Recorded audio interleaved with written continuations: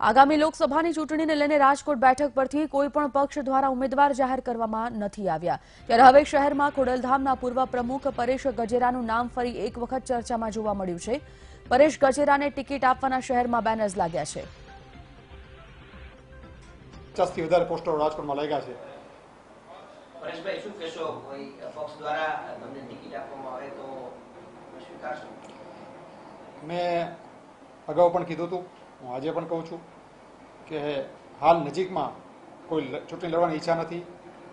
આમ છતાં જેટલા પણ આ બધા ગ્રુપ છે, જેટલા પણ અમારા મિત્રો છે, હિતેજુ છે, સમાજના વડીલો છે, એની સાથે ચર્ચા વિચારણા કરી અને આગળ શું કરવું જોઈએ, કેવી રીતના આવવું જોઈએ, કયું ઇલેક્શન લડવું જોઈએ, એ બધી ચર્ચા વિચારણા કરી અને પછી હું આપ સર્વને 100% જણાવીશ। મુખ્યમંત્રી વિજય રૂપાણીની ખાસ નજીક છો આપ, કદાચ ટિકિટ મળી શકે કેમ કે રાજકોટની અંદર આ અગાઉ લેવા પાટીદાર વલ્લભભાઈ કથિરિયાથી માંડી ઘણા બધા ચૂંટાઈ ગયેલા છે, કદાચ તમને ટિકિટ આપે તો?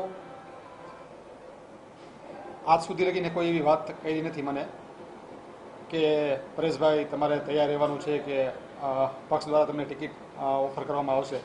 હા, અગાઉના સમયમાં જરૂરથી મને કહેવામાં આવ્યું હતું, પણ જો મને ટિકિટ ઓફર કરવામાં આવે તો સમાજના વડીલો સાથે અને જે મારા નજીકના મિત્રો સાથે ચર્ચા કરી અને ત્યારે યોગ્ય સમય યોગ્ય નિર્ણય જરૂર કરીશ।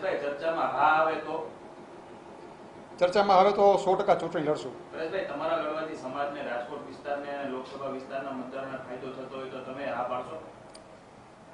લોકોની લાગણી છે, મિત્રોની લાગણી છે, સમાજની લાગણી છે અને જાજી બધા લોકોની લાગણી હોય ત્યારે એ લાગણી પાસે અવશ્ય કદાચ મારે ઝૂકવું પડે। દિવસે ને દિવસે મારા ઉપર પ્રેશર વધતું જાય છે। મારે રાજકોટ સિવાય જ્યાં જ્યાં મારા કોન્ટેક હોય, જ્યાં જ્યાં મારો સમાજ હોય, ત્યાંથી લોકોના ફોન આવે છે, વોટ્સઅપમાં મેસેજ આવે છે, લોકો દ્વારા કહેવામાં આવે છે કે પરેશભાઈ, સમાજની ઈચ્છા છે તમે ચૂંટણી લડો, ચંપલાવો। પછી જો આવું કંઈ ઓફર આવે તો હું 100% સમાજ સાથે, સમાજના આગેવાનો સાથે ચર્ચા કરશું। અલગ અલગ જગ્યાએ તમને ઓફર આવતી હોય, પરેશભાઈને લડવું હોય તો ક્યાંથી લડવાની ઈચ્છા દર્શાવે? એ તો જ્યારે ઓફર આવે અને તે પછી સમાજના આગેવાનો સાથે નક્કી કરી અને બહોળો વર્ગ જ્યાં સૂચન કરે, બહોળો વર્ગની લાગણી હોય ત્યાંથી ચૂંટણી લડવાની હોય। પરેશભાઈ, ચર્ચા તો એવી છે કે પરેશભાઈ ભાજપમાંથી રાજકોટની લોકસભા બેઠક લડવાના છે, આવી વાતો છેલ્લા ઘણા દિવસોથી ચાલે છે અને પ્રબળ રીતે ચાલી રહી છે, શું માનો છો? હું એવું માનું છું કે ક્યાંક પોલિટિકલ મિત્રો દ્વારા પણ નામ ચલાવવામાં આવતું હોય, ક્યાંક સામાજિક આગેવાનોમાં દ્વારા પણ નામ ચલાવવામાં આવતું હોય, ઘણી બધી આમાં ચકાસણી થતી હોય છે ચૂંટણી સમયે। ઘણી બધી એંગલથી જોવાતું હોય છે કે કોઈ ક્યાંકથી બીજેથી લડે તો કોઈ અહીંથી લડે, કોઈ બીજી સીટ ઉપરથી લડે, પણ આજ સુધી મારા સુધી કોઈ વાત પહોંચી નથી। આજ સુધી મને કોઈ વ્યક્તિ દ્વારા, કોઈ પોલિટિકલ આગેવાન દ્વારા કોઈ વસ્તુ કહેવામાં આવી નથી। એટલે જે કંઈ ચર્ચાઓ ચાલી રહી છે એ આજ દિવસ સુધી મારી જાણ બહાર છે। સમાજ સેવા કરવાનું પણ એક સારું પ્લેટફોર્મ છે, આ તો શું કરશો? સમાજની સેવા તો હું કરું જ છું, એ સિવાય મને અગાઉ પણ ઓફર થઈ હતી, ભવિષ્યમાં પણ ઓફર થઈ ત્યારે મેં આપને કીધું કે ભાઈ સમાજના આગેવાનો સાથે, મિત્રો સાથે, હિતેચ્છુ લોકો સાથે ચર્ચા કરીને અવશ્ય નિર્ણય કરશું। પરેશભાઈ, નરેશભાઈ પણ ગઈકાલે એવું નિવેદન આપ્યું છે કે સમાજને આગળ લાવવા માટે રાજકારણમાં આવવું જરૂરી છે, તો શું? 100% નરેશભાઈની પહેલેથી એવી લાગણી હોય જ કે સારા લોકો પોલિટિક્સમાં આવે, સમાજ ભાવનાવાળા લોકો પોલિટિક્સમાં આવે, સમાજને ઉપયોગી થાય એવા લોકો રાજકારણમાં આવે। અને મારી પણ એવી ભાવના રહી છે પહેલેથી કે સારા લોકો, સમાજ ભાવનાવાળા લોકો, એ પાટીદાર સમાજ હોય કે અન્ય સમાજમાંથી પણ 100% પોલિટિક્સમાં આવે અને સમાજલક્ષી, લોકોલક્ષી પ્રવૃત્તિ કરે। એટલે નરેશભાઈના આ નિવેદનને હું આવકારું છું અને સામાજિક લોકો પોલિટિક્સમાં આવે એવું ઈચ્છું છું। પરેશભાઈ, રાજકોટ અમરેલી બે ઓપ્શન તો ચર્ચામાં આવી ગયા છે, આ બેમાંથી કયો પસંદ રહેશે? હું તો રાજકોટનો છું પહેલેથી, મારું જન્મસ્થળ રાજકોટ છે। હું ગમે ત્યારે ભવિષ્યમાં પોલિટિક્સમાં આવીશ કે ચૂંટણી લડીશ તો હું રાજકોટથી જ લડીશ। પરેશભાઈ, આવા બેનર લાગે તો ક્યાંક ને ક્યાંક અંદરથી મનમાં એવું થાય કે બહુ સારી બાબત છે એવું લાગે, કેમ કે તમે ઘણા સમયથી સમાજ સેવામાં જોડાયેલા છો, બિલ્ડર એસોસિએશનના પ્રમુખ છો, તો એવું લાગે કે એક પ્લેટફોર્મ મળે તો આવતા દિવસોની અંદર રાજકોટ કે સૌરાષ્ટ્રને ફાયદો થઈ? 100%. જ્યારે લોકોની લાગણી તમારી પ્રતિ હોય, લોકો તમને સામેથી કહેવામાં આવે, આજે પોલિટિક્સની હાલત છે કે એક સીટ ઉપર ક્યાંક 30 દાવેદારો હોય, ક્યાંક 35 દેવાદારો હોય, લોકોને લોબિંગ કરવા, લોકો ભેગા કરવા પડે, સંસ્થાઓના લેટર લેવા જવા પડે, ત્યારે લોકો તમને સામેથી કહે ત્યારે ખૂબ અંદરથી શાંતિ મળે. એમ થાય કે આપણે જે કાંઈ કર્યું અત્યાર લગીને મારા 20 વર્ષના જાહેર જીવનમાં મેં જે કાંઈ પ્રવૃત્તિ કરી એ આજે લેખે લાગી છે, અને લોકોમાં એક ઈ લેવલે મારું માન છે કે લોકો મને સામેથી એમ કહે છે કે પરેશભાઈ તમારા જેવા લોકોને રાજકારણમાં આવવું જોઈએ, પોલિટિક્સમાં આવવું જોઈએ. એટલે ખૂબ ખુશીની વાત છે અને અંદરથી ખૂબ મને શાંતિ મળી છે. પરેશભાઈ, રાજકોટથી લડો તો ફાયદો કઈ રીતે થઈ શકે? કેમ કે રાજકોટમાં સૌથી વધારે લેવા પાટીદાર સમાજના મતદારો છે, અન્ય સમાજમાં પણ લોકચાહના છે. હજી લડવાની કોઈ વાત નથી આવી. ભવિષ્યમાં હું લડશું ત્યારે આ ચર્ચા આપણે જરૂર કરશું. થોડી વાર પહેલા ઈચ્છા વ્યક્ત કરી આપણે. તમે રાજકોટમાં છો, મેં ત્યારે પણ કીધું, હું હજી પણ કહું છું કે ક્યાંય પણ ઓફર ના આવે તો પહેલાં સમાજના આગેવાનો, અમારા હિતે છું, જે કંઈ સંસ્થાઓ છે મારી સાથે, એ બધા એને ચર્ચા વિચારણા કરી અને પછી જ હું આગળ વધીશ. પણ છેલ્લો નિર્ણય તો પરેશભાઈનો જ હોય ને?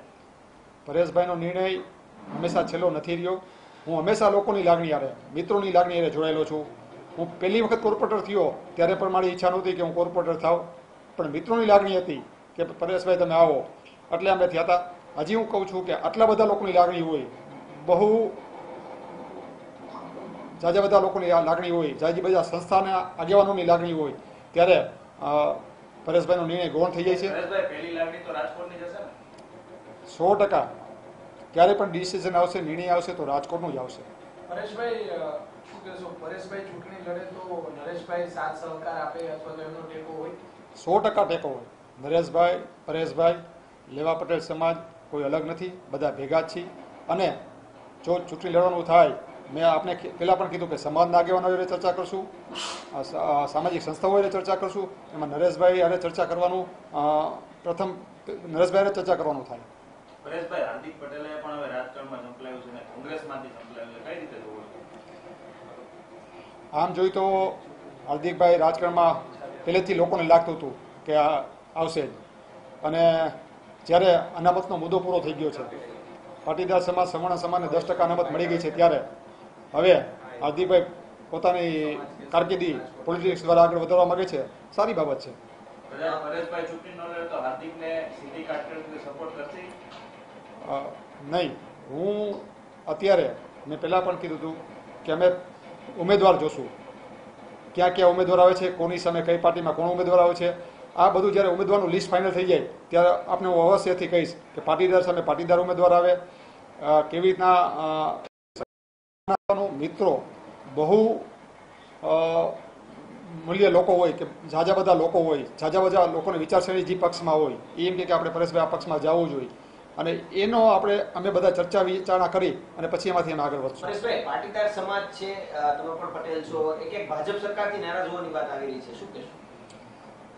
હવે હું એ બાબતમાં બહુ માનતો નથી, કારણ કે જ્યારે બે મુદ્દા હતા, એક અનામતનો મુદ્દો હતો ખાસ કરીને, એ મુદ્દો હવે ભાજપ સરકારે જ આપ્યો છે, 10% સવર્ણોને અનામત, એટલે એ મુદ્દો પૂરો થઈ ગયો છે.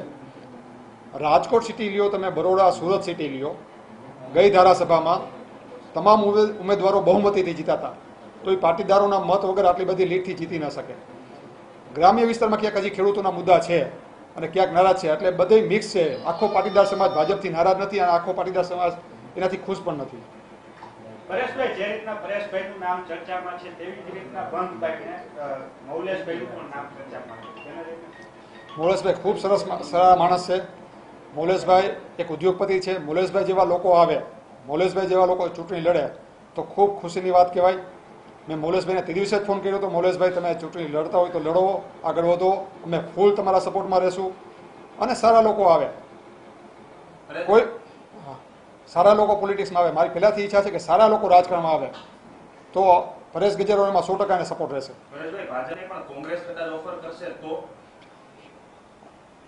કોંગ્રેસ ઓફર કરે, ભાજપ ઓફર કરે, પણ જ્યારે ઓફર આવે પણ કદાચ કોંગ્રેસ કઈ તો મેં ત્યારે પણ કીધું તમને કે હું સના આગેવાનો હારે, મારા મિત્રો હારે, સામાજિક સંસ્થાઓ